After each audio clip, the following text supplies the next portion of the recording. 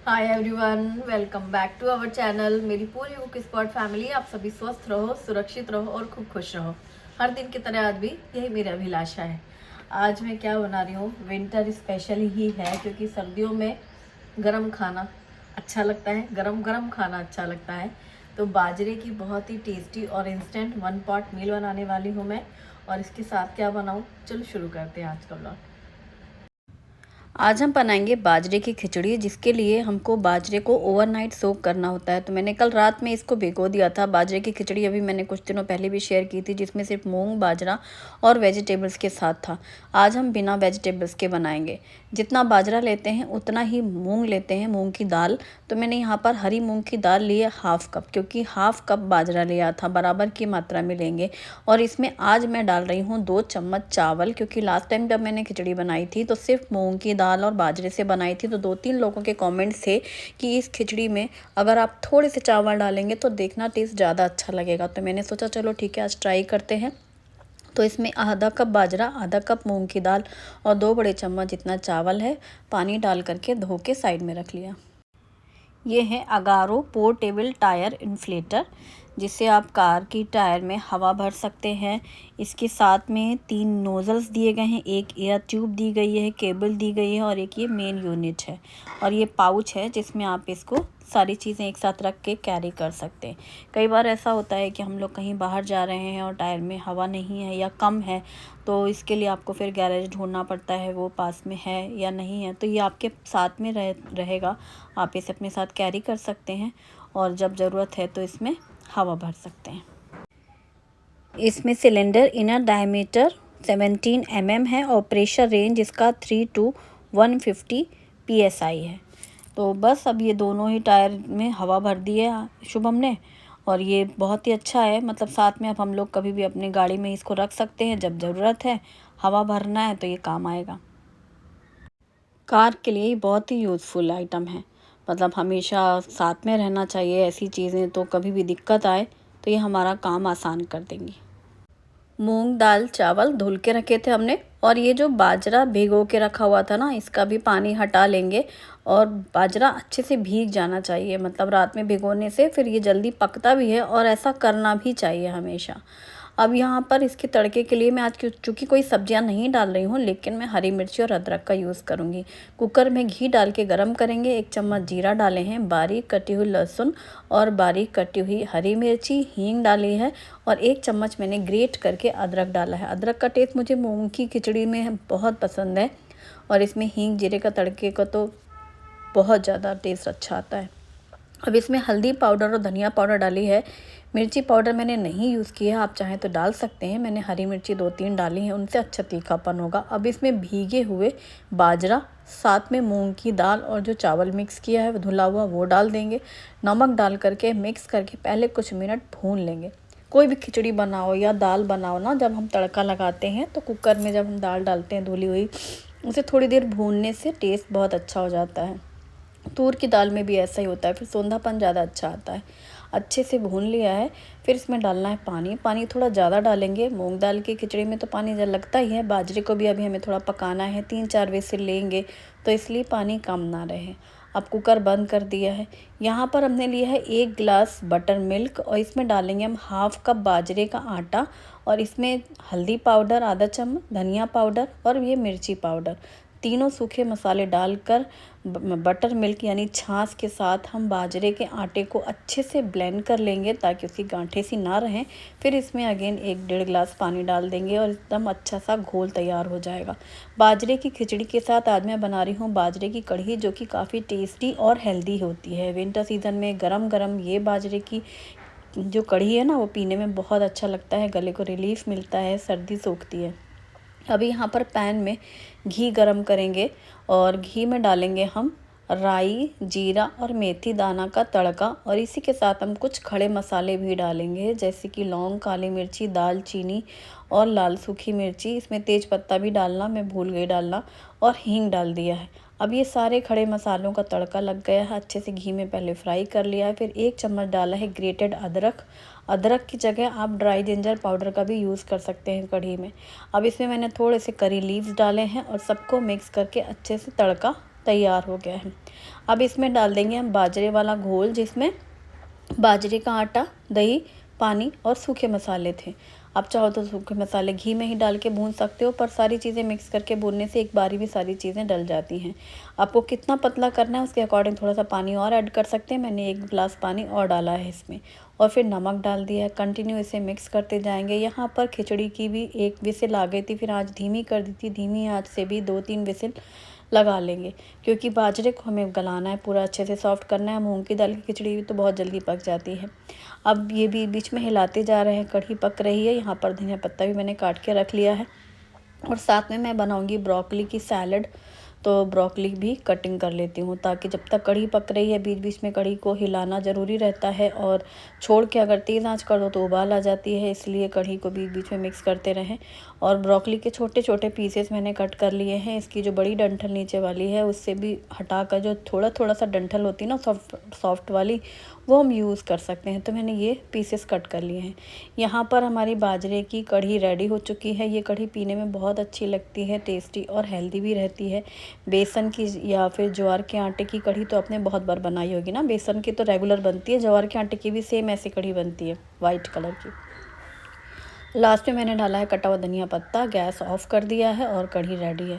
जितनी ज़्यादा गाढ़ी करनी है वो सब आप देख सकते हैं ना, जैसे पीने में अच्छी लगे, मतलब इतनी रखें कि सिप करने में अच्छी लगे ये कढ़ी। तो बस अब यहाँ पर कढ़ी और खिचड़ी रेडी है। ये गैस बंद कर दिया खिचड़ी के लिए भी।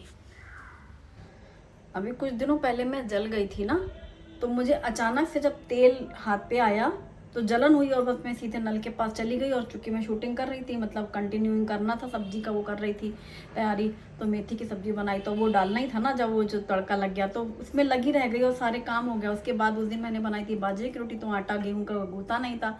तो जब ये सब्जी बन गई थी, फिर शायद उसके बाद आटा उसी समय लगाया बाजरे का, तब रोटियां बनी। उस समय काम के वक्त पता नहीं चला, बाद में जलन शुरू हुई और फिर ये दाग हो गया, फिर छाला पड़ गया। फिर 2-3 दिन हो गए, और छाला जब तक फूटता नहीं तब तक तो सही है।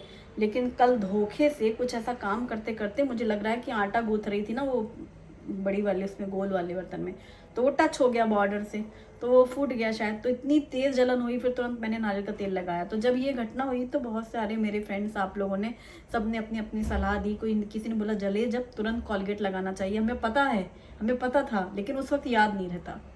फिर किसी ने बताया कि वो किचन में ही रखती हैं इसीलिए कॉलगेट, तो ये बहुत अच्छी चीज़ है। तो मैं आज सिर्फ यही शेयर करना चाहती हूँ कि जो मेरे साथ हुआ, कभी ऐसे किचन में रसोई में होता है, थोड़ा बहुत हम लोग जल जाते हैं, तो किचन में ही जहाँ पे हम लोग सामान रखते हैं वहीं पे आप कॉलगेट रख लो, एक छोटा सा रख लो सिर्फ इसी के लिए। या फिर किसी ने बताया कि गेहूं का आटा जैसे गूथा हुआ रखा रहता, तुरंत तुरंत उसमें लगा लो। ये भी मुझे पता था, पुराने समय से लोग यही करते थे। हमारी चाची लोग जल गई, तुरंत आटा लिया, लोई यो चिपका लिया। लेकिन उस दिन बाजरे के आटे की वजह से गेहूं का आटा उस समय गूथा नहीं था। उस टाइम पे इतना याद नहीं रहता कि हम गूथने बैठ जाएं आटा। और किसी ने बोला कि ऑयल ज़रूर लगा लो, नारियल का तेल लगा लो, किसी ने बोला सरसों का तेल लगा लो। तो इस तरीके की जो छोटी छोटी टिप्स होती है ना, ये हमेशा अपने दिमाग में रखना, मेरे जैसे भूल मत जाना। और सबसे अच्छा है कि कॉलगेट जरूर किचन में रखना, ये मुझे अच्छी लगी किसी की टिप। किसी ने कहा कि कोई एक ऐसा ऑयल बना के रखते हैं जिसमें नारियल का तेल, कपूर डाल करके, और क्या एक चीज़ डाला था बोल रही थी, वो डाल करके रख लेती हैं बॉटल में परमानेंट। और जब भी कुछ थोड़ा बहुत वो टच हो गया, कुकर, कहीं कढ़ाई कुछ भी जल गई, तो सीधे वो ऑयल लगा लिया। तो ये भी काफ़ी अच्छी चीज़ है, मतलब एक बना के रख लो और परमानेंट। लेकिन वही है कि ये सब तेल वगैरह बनाएंगे तो कब तक रखे रहें, और जब हमें ज़रूरत हो तब तक, मतलब इनकी एक्सपायरी हो जाए, या जब हम ये बना के रखें इतनी तैयारी से, तो ऐसा कुछ ना हो, भगवान करे ऐसा ना हो। तो मुझे लगता है कोलगेट वाला सबसे बेस्ट ऑप्शन है किचन में रख लो। और फिर इस तरीके से जब भी जले आइस तुरंत घिस लेना चाहिए। अच्छा, मेरे दिमाग में उस समय आया था आइस घिस लूँ, पर मैं शूटिंग के काम की वजह से थोड़ा ज़्यादा लापरवाही कर दी, क्योंकि तब हमें कंटिन्यूइंग काम करना रहता है ना। वैसे घर में होता थोड़ा देर कर सकते हैं, थोड़ा देर अपने आप को दे सकते हैं, पर उस दिन काफ़ी हुई। और उस दिन एक दिन की गलती से देखो हफ्तों चलेगा। अब ये जब छाला फूट गया है ना, तो अब ये ज़्यादा छरछरा रहा है, मतलब क्या कहते हैं उसको, जैसे पानी अभी बर्तन धुलो या पानी का काम, छींटे भी पड़ गए, तो उतनी जगह पानी भी जाता है ना, तो अलग सी झन्नाहट होती है पानी के टच होने से। तो मुझे लगा मैं आप लोगों के साथ ये ज़रूर शेयर करूं। आप लोग अपना ध्यान रखें, जब भी कुकिंग करें बहुत सावधानी से करें। मैं भी करती हूँ, पर हाथ से हो जाते हैं कभी कभी, तो ये ज़रूर ध्यान रखें ना, किचन में कोलगेट रख लेना। जब खिचड़ी की पूरी स्टीम निकल जाएगी कुकर की, तभी हम कुकर खोलेंगे। तब तक मैंने यहाँ पर गैस में पैन में पानी गर्म करने रखा है और गर्म पानी में हम डालेंगे ब्रोकली। ब्रोकली में थोड़ा सा नमक भी डालेंगे बॉईल करते वक्त, और पानी अच्छा तेज़ गर्म हो जाए तो जैसे ही अभी ये पानी में डालने से ब्रोकली ऊपर ऊपर हैं ऊपर, और जब वो तेज़ गर्म हो जाएगा पानी तो ये अपने आप डूब सी जाएंगी पानी में। बस उतना ही बॉईल करना है, बहुत ज़्यादा ऐसे इसको गलाना नहीं है। उतनी सॉफ्ट सी करने से उतनी टेस्ट अच्छा नहीं आएगा। तो बस इसको हल्का सा जैसे जैसे गर्म होता जाएगा पानी, और आप देखेंगे कि ये पानी में डूबने लग जा रही हैं, मतलब ये सॉफ्ट होती जा रही हैं, इतना ही इनको बॉईल करना है। गोभी हो, ब्रोकली हो, ये सारी चीज़ें, या पत्ता गोभी है, हल्का सा आप इनको हमेशा गर्म पानी में डाल के रखो, तो जिससे इसके कीड़े वगैरह जो होते हैं अंदर, जो दिखाई नहीं देते हैं, नज़र नहीं आते हैं, वो भी पूरे इसमें से ख़त्म हो जाते हैं। फिर आप इसे साफ़ पानी से धुल भी लो। अब ये पूरा गर्म हो चुका था, फिर मैंने इसको छान लिया है और फिर साफ़ पानी डाल के इसको धुल के साइड में रख लिया। अब हम पैन में 1 बड़ा चम्मच जितना ऑयल गरम करेंगे। ऑयल, बटर, घी कुछ भी आप यूज़ कर सकते हैं। इसमें बारीक कटी हुई लहसुन, जीरा और हरी मिर्ची के साथ मैंने डाली है ब्रोकली, और नमक डाल करके अब ना इसको अच्छे से भून लेंगे। इतना भूनेंगे जैसे हमने बॉईल किया है या इसको भी धुला है, तो जिसमें पानी है हल्का सा ना, वो पूरा ड्राई हो जाए ब्रोकली। इसमें ब्लैक पेपर पाउडर डाला है और बाकी मैंने कोई मसाले नहीं डाले हैं। तो ये सैलड है, मतलब ये सब्ज़ी जैसा आप बनाना चाहें तो मसालेदार बना सकते हैं, या इस तरीके से भी ऐसे इसको फ्राई खाने में बहुत टेस्टी लगती है। तो सिर्फ नमक, काली मिर्ची है जैसे कि हम लोग सैलड में डालते हैं, और लहसुन और जीरे का तड़का लगाने से थोड़ा इसका टेस्ट बढ़ जाता है। और घी में तेल या घी में अच्छे से भून लो, बटर के साथ भी भून के बहुत अच्छी लगती है, पर उसी टाइम पे खाने में सही रहती है ना, फिर वो ठंडी होके फिर घी या बटर ऐसे जम सा जाता है सर्दियों में। तो ये गरम गरम ब्रोकली की सैलड रेडी है, जो सिर्फ अपने सौते ही करना है, कुछ नहीं करना है इसमें। और ये भून के एकदम सॉफ्ट हो गई ना, अभी जैसे पहले फूली फूली सी थी, फिर हल्की सी पक भी गई है भूनने से। और इसमें लहसुन, जीरा और हरी मिर्ची और नमक और ब्लैक पेपर पाउडर है। तो ये काफ़ी टेस्टी लगती है। आप दाल राइस के साथ भी बना सकते हो, खिचड़ी, या फिर ऐसे सर्दियों में रहता है ना पराठे गरम गरम, और सुबह के नाश्ते में बनाना है कुछ ऐसा जो रोज़ से अलग हो, तो ऐसा आप कुछ बना सकते हैं। और बस अब पूरी स्टीम निकलने के बाद कुकर खोला है खिचड़ी के, इसमें डाला है कटा हुआ धनिया पत्ता और मिक्स कर दिया। तो ये हमारी बाजरे की खिचड़ी तैयार है। इसमें आप गुड़ भी डाल सकते हैं, ये मैं डालने का सोच ही रही थी आज, फिर भूल गई। मतलब इसमें थोड़ा सा गुड़ भी डालते हैं बाजरे की खिचड़ी में, या फिर आप गुड़ सर्व कर सकते हैं खाने के साथ में।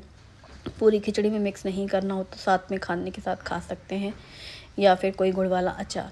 अब इसमें गर्मा गर्म जो खिचड़ी है इसके ऊपर डालेंगे ढेर सारा घी, और जैसे ही घी, अभी रवेदार घी था, और डालते ही वो पूरा मेल्ट हो गया, और फिर ये पिघला हुआ घी पूरी खिचड़ी में आप अच्छे से ऐसे मिक्स कर लो। ये खाने में इतना टेस्टी लगता है ना, सिंपल और टेस्टी, और एक तो गरम गरम। तो सर्दियों में जैसे बहुत देर तक आपको रसोई में काम ना करना हो, 1 पॉट मील बनाना है, और जो बच्चों के लिए भी हेल्दी रहे और बड़ों के लिए भी हेल्दी है, तो ये काफ़ी टेस्टी है। छोटे बच्चों को भी आप इन्हें खिला सकते हैं, मतलब वो बच्चे जो अनाज खाते हैं, एकदम ही छोटे बच्चे नहीं, जो अनाज ही नहीं खाते हैं, जो दाल रोटी खाते हैं उनको।